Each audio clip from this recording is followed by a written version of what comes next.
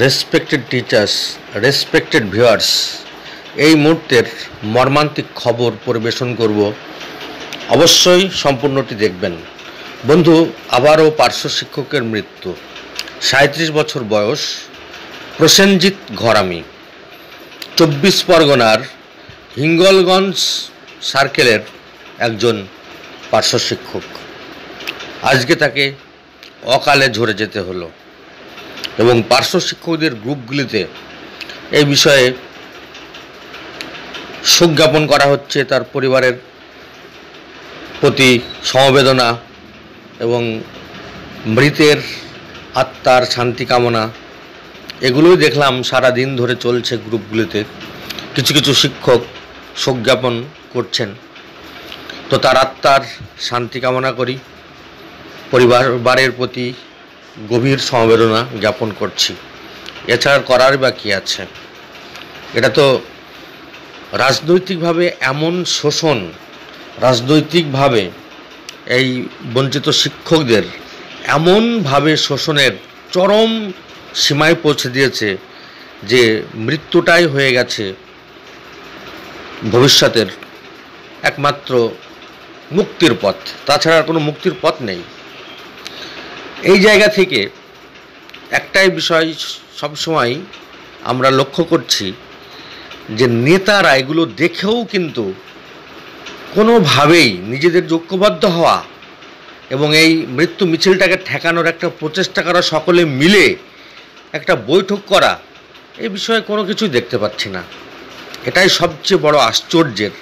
সকলেই আমরা বুঝতে পারছি যে এই যে অকাল মৃত্যু, তার একমাত্র কারণ এই শিক্ষক সমাজটাকে তিলে তিলে শেষ করে দেওয়া হচ্ছে আর্থিক বঞ্চনার মাধ্যমে। সরকারি কৌশলে সরকার যেন এই শিক্ষক সমাজটাকে একেবারেই দুচক্ষে দেখতে পায় না। তাই এত মৃত্যু কোনো সপ্তাহ নেই যেখানে পার্শ্ব শিক্ষকের মৃত্যু নেই। পার্শ্ব শিক্ষকরা মারা যাচ্ছেন না কেউ, সেটা কিন্তু না নেতাদের চোখে উঠছে, না সরকারের চোখে উঠছে। বন্ধু, আমরা প্রতিদিন একটাই কথা বলে থাকি, ঐক্যবদ্ধ হন এবং ঐক্যবদ্ধ হয়ে নিজেদের বাঁচার স্বার্থে আজকে আমরা এগিয়ে চলি। সামনের পথটা আমরা পরিষ্কার করতে পারি কিনা, আমরা মুক্তি পাই কিনা, কিন্তু কোনোভাবেই কিন্তু সেই প্রচেষ্টা দেখতে পাচ্ছি না। কে সামনে এগিয়ে আসবে, কোন নেতা এগিয়ে আসবে, কোন নেতাকে ভরসা করে মানুষ ঐক্যবদ্ধ হবে, সবটাই কিন্তু অন্ধকারে। অথচ আমরা যেটা জানি পরিষ্কার এবং আমরা এই শিক্ষায় দিই, ঐক্যবদ্ধ হওয়া, সকলে মিলেমিশে চলা, সেই জায়গাটাই নেই। কোথায় গোপাল দেবনাথ, কোথায় রমিউল ইসলাম, কোথায় ভগীরথ ঘোষ, কোথায় মধুমিতা বন্দ্যোপাধ্যায়, কোথায় তারা? এই মৃত্যুগুলো কি তাদের চোখে হচ্ছে না? তারা কি একবার বসে এই বিষয়গুলো নিয়ে একটা সুন্দর আলোচনা, সুন্দর বৈঠক, যে মৃত্যু মিছিলটা ঠেকাতে হবে, এদের পাশে দাঁড়াতে হবে, এদের বেঁচে থাকার স্বপ্ন দেখাতে হবে। আজকে সবাই বেঁচে থাকার স্বপ্নটাই হারিয়ে ফেলেছে, বেঁচে থাকার মতো আর পথ কেউ খুঁজে পাচ্ছে না। তাই এই অকাল মৃত্যু।